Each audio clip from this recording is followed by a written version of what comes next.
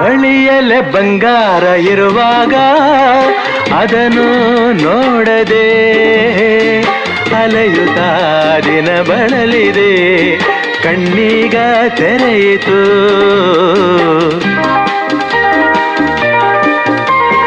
ಬಯಸಿದ ಸೌಭಾಗ್ಯ ಕೈ ಸೇರಿ ಹರುಷ ಮೂಡಿತು, ಒಲವಿನ ಲತೆ ಚಿಗುರಿತು, ಕನಸಿನ್ನು ಮುಗಿಯಿತು.